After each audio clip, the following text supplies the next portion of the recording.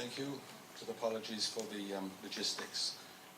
Thank you also to the host for inviting me and also allowing me to come following on Edward, because I have a great idea of standing on the shoulders of giants. He actually sort of set the scene very much for the actual understanding of modernism, and I'm going to look particularly at the UNESCO recommendation for the historic urban landscape. And as he had mentioned, that we're actually being able to look at the layering of cultural and natural values and attributes, social cultural practices, economic processes, intangible dimensions, diversity and identity. And when I reflect on the discussions which took place to actually generate this paragraph, I think it's sort of it has everything in the book which we should actually be trying to put together. But what we have really for urbanism, we are using the tools of yesterday to solve the problems of the 21st century. Because in fact it was not just simply a Western background, but it was also a mode of monuments and sites. And this was a particular mode which was then continued right the way through over the century. I'd like to just put so many milestones which we passed on the way, but I'd like to put some of my milestones which actually shows exactly where urban heritage was going. And obviously, after the Second World War, we had a series of alternatives which we were looking at. Le Havre, which was very interesting. They said, let's rebuild the city, but we kept the urban form. Coventry was an opportunity for actually celebrating then the new, and within the cathedral itself, also integrating the old. Warsaw actually rebuilt itself in a particular way to show exactly the resilience of the community. Similarly, Dresden and Rotterdam. But we also have to look also at Hiroshima and Manila. We tend to sort of see, again, as Edward said, that we see everything in World War II as the West, but there was a lot of things happening also in the East. In 1965, the 4 UK cities of the work of Insel and looked at Chester, Bath, Chichester and York, to my mind were seminal documents in actually developing an understanding or process of understanding urban conservation. It was only later that the World Heritage Convention, I put that really in brackets, came just a little bit before the European Architectural Heritage Year. Although that it was really just an architectural heritage year, it did begin to set the scene for urban aspects, for the inclusion then of architecture with its context and setting. By 1995, ICROM had actually set up a structure for territorial studies, and then this came together with the World Heritage Convention taking on board the concept of cultural landscapes and understanding of what towns might be. And this brought us to the Vienna Memorandum, which I will speak about shortly, about 2005, and then we actually set up the process of some new approach and processes to deal with urban heritage. But if you have a look at all these little things down below, we're completely confused with all the terms which are taking place. We've got Sustainable Development Goals, we've got climate change, we've got the new urban agenda, we have UNESCO, we have urban landscapes, we have the globally important agricultural heritage systems, which I'm sure a lot of you have not heard about, but we also have creative cities as well and resilient cities. How do we do and manage all this overload of knowledge and bringing it together? So obviously the thing which triggered everything else within UNESCO was that of the Vienna Memorandum. 2005, there was the debate of buildings outside what was then deemed a buffer zone. And then people said, well, okay, well, there must be something regarding, I don't know exactly what was wrong, but they felt that something was wrong, and again, it looked from monuments to include living cities. So this then moved us then to beginning to understand also the application of what was then deemed as the historic of cultural landscape. This was coined by German landscapists and geographers mainly in the late 19th century, and it was probably Karl Sauer which gives us the basic part of it of 1925 in his book, which he looks at the cultural landscape. The works of man express themselves in cultural landscape, succession of these landscapes with a succession of cultures. So there is the actual idea, therefore, of movement of succession, and how do we deal with these successions? Do we then decimate the previous one? Do we build on it? How do we then relate then to the succession of the cultures? And it was J.B. Jackson, which looking at the landscape architecture, is a symbolic expression of human identity, may be studied as social context and are organic and ever-changing. Now this really is the issue which we're dealing with when we come then to the urbanism. When we deal with urbanism, we're dealing with then successive changes over and above then the monument. And I find that it was rather good to look at the European Urban Landscape Partnership, that the urban landscape comprises a sum total of the unbuilt land within and around our cities. And of course, this was, in fact, the seminal book of Ian McHarg of Design with Nature, was the one which actually developed with us the layering of cities and the importance, not just the layering of the city, but also the concept of, in fact, geographical information systems. So the historic urban landscape was generated, and the first thing was, is it a category or is it an approach? And there was a general, if I recall, the debate, it was a very, very strong debate amongst the dinosaurs looking at architecture and monuments, and they said, no, we can't have urban categories. So we really, looking back on it, we really gave up on it and says, okay, so it's not a category, so it is an approach. I've got a feeling that the world is overtaking us and it's becoming then a category now, but I leave this to you to discuss then the interpretations.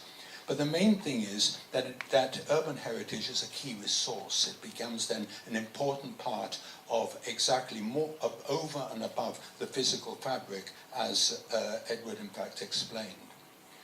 So it's an integrative approach, and it then deals with sustainable development. And what we're saying is it's not development and conservation, it is culture for sustainable development. Culture does not go with speculative development, but that is not very cultural. So what we have to do is to be able to say, no, we have to then stop, shall we say, neoliberal greed and come back to social values, which then generate then a sustainable development. And I would like to reiterate then the definitions as defined in the 2011 recommendation of historic urban landscape, not just as then the historical layering of values, again we'll speak about that in a minute, but in successive and existing cultures. Think about Karl Sauer, about successive cultures. This is where we sort of had this in the back of our mind. And then being an inseparable part of a whole, both not being complete without the other, neither contextually or functionally.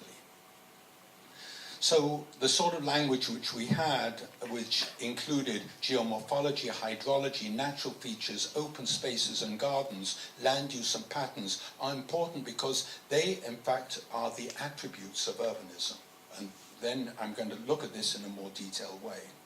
I try to put this together in a drawing which you can actually begin to see some of the elements of the historic urban landscape being above, including the monument and setting and the context, but dealing with chronos and topos, dealing with time and place, both historical and physical, and I will come back to that as we go towards the end of the presentation. But it then moves between the tangible and the intangible, between the tradition of community and continuity. So the current World Heritage Convention puts us into monuments, groups of buildings and sites. That's what we have.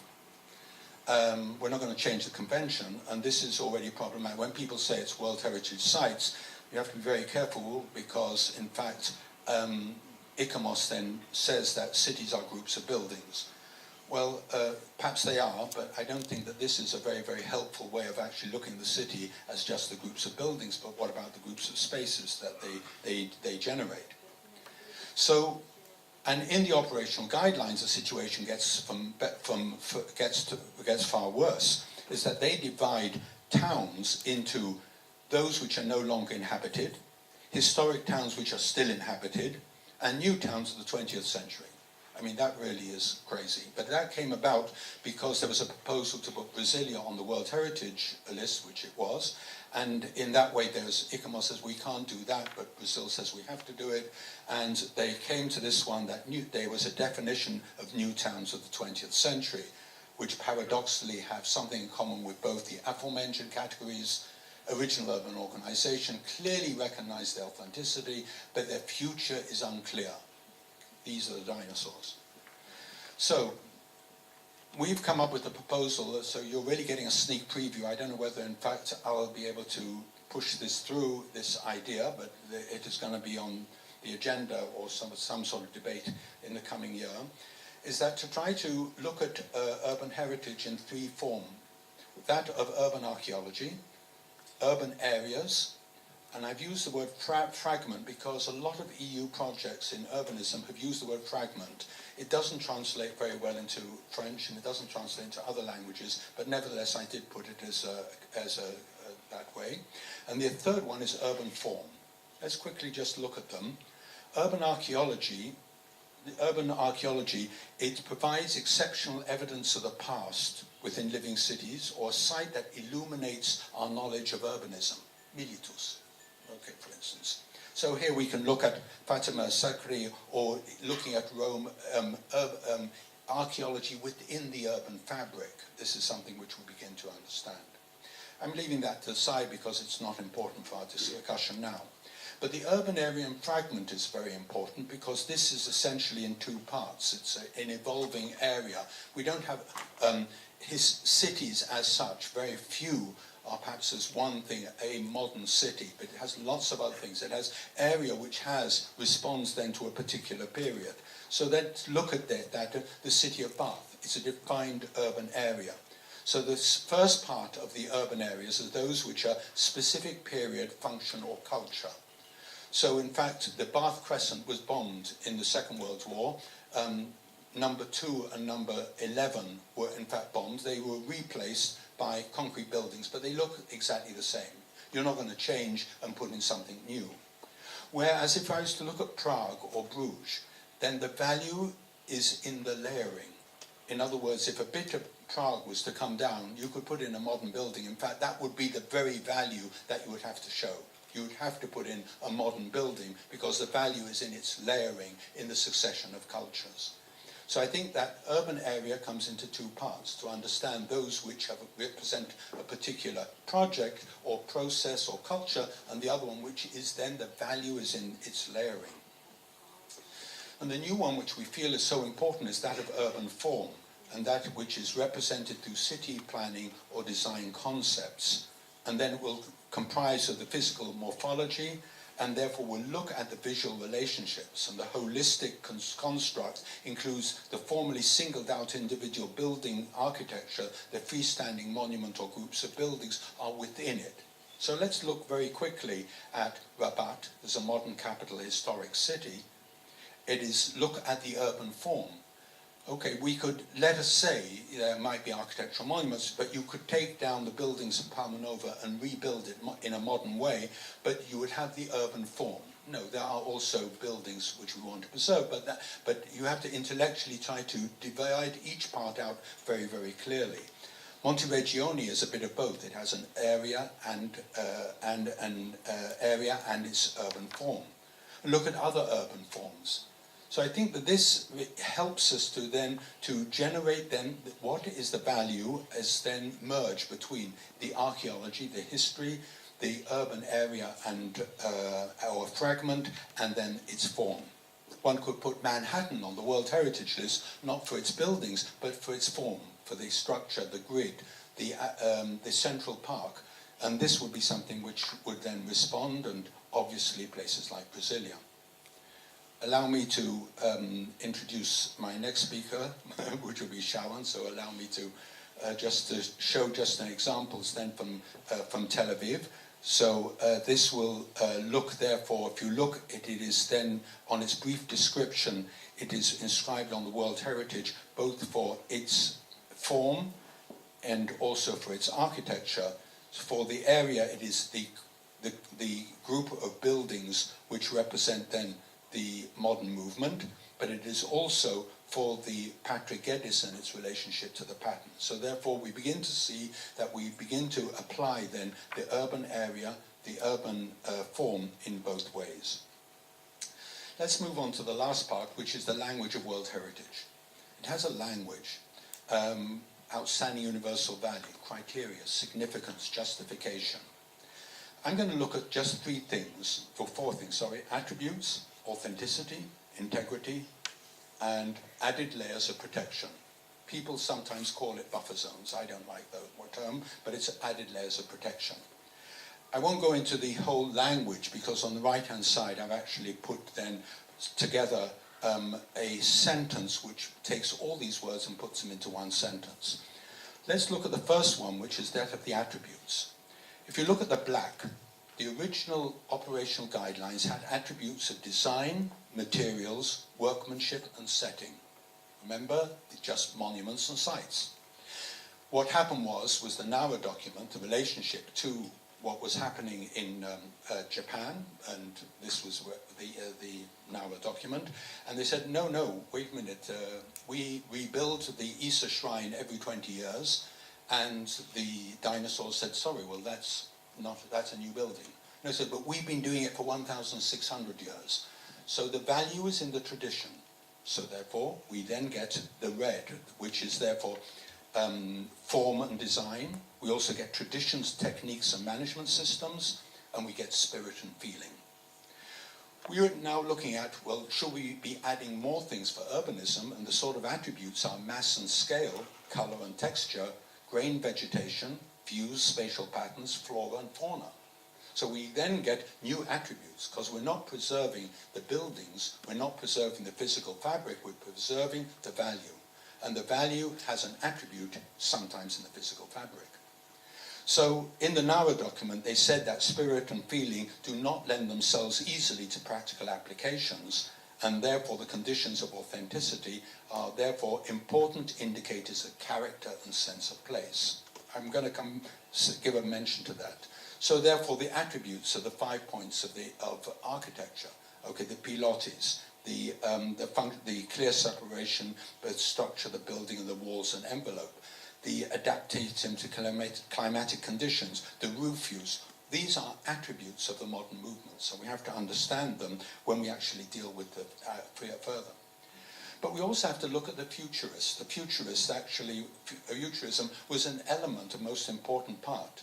They didn't even think about the speed which Edward spoke about when they were speaking about speed in the beginning of the 20th century. It's Moore's law. It was exponentially doubling itself every 2 years.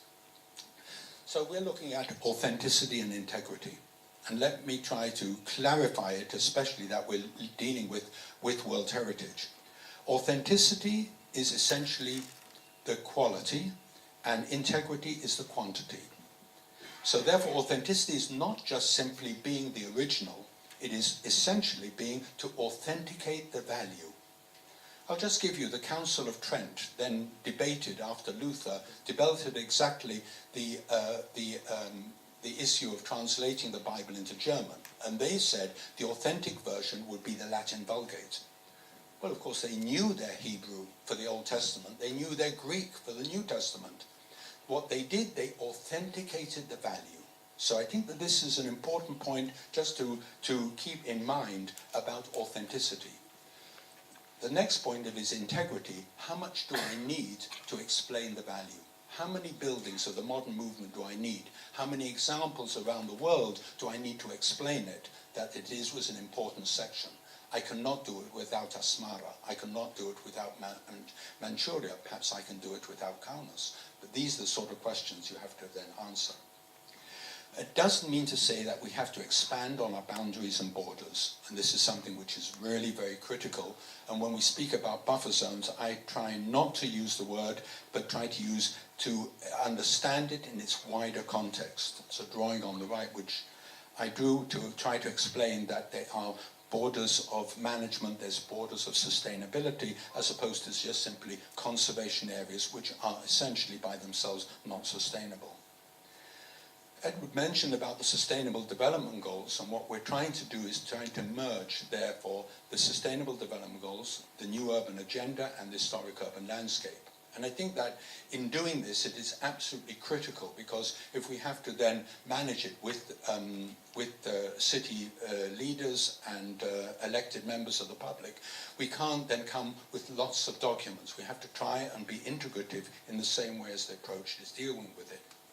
The new urban agenda is not really new for a lot of people. It's just the urban agenda.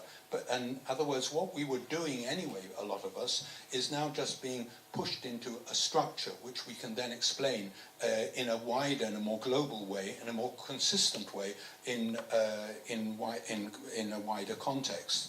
So again, the new urban agenda acknowledges that culture and natural diversity are sources of enrichment for humankind.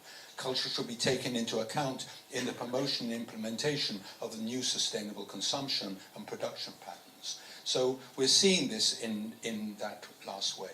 The other part is that we need to actually have tools, and the tools are essentially cultural mapping. We need to create then tools which give us then the spirit and feeling. We need the tools which will give us the soul of the city, because this is something, without this, we have something which is just dry bones. I won't go into this last two slides in detail, but what I try to do is to say that there is the environment. I sort of picked this out of my sketchbook in 1981, and looking at building potential, environmental, genetic potential, and the adaptive and maladaptive features. And this is something which we have to try to understand, because if we're dealing with adaptive reuse, we're dealing with exactly how the city manages successive times. I find that there's a lot of conflict between setting and context, and they're used interchangeably, and I think that we need to take a page out of the book of theatre. In theatre, setting is where and when, context is the circumstances. So in looking at this way, when we speak about setting, we say where and when. When we speak the context, it then deals with these tangible, the intangible aspects which are taking place. Which brings us to the issue of synchronic and diachronic heritage. And we need to discuss this very much, because in fact when we're looking at the modern movement, how much are we looking at in the basis of being part of the garden city movement? How does it evolve from arts and crafts into the modern movement, where therefore it becomes then a diachronic heritage, or how much is then, no, it is a nothing relationship, what was happening in the past, it is a synchronic heritage.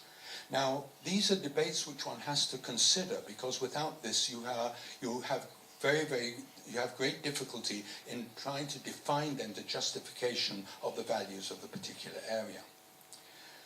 And I was in Liverpool, and it's on World Heritage in Danger, and they in fact asked, I was there presenting a status worth fighting for, and I told them no, it's not worth it. I think that the main thing is that we have to fight for ourselves, and then if it comes about, then that's the way. I think it's very, very important. So we believe in the outstanding universal value of modern heritage.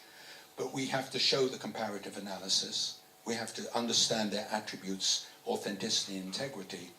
We have a form, and that grid in Kaunas, which has to bring back in the soul of the city. And whether it is worth fighting for, I will leave that to you. And perhaps the last slide is that from the city of tomorrow. And modern movement always leaves a little bit of room for us to add a little bit more. Thank you.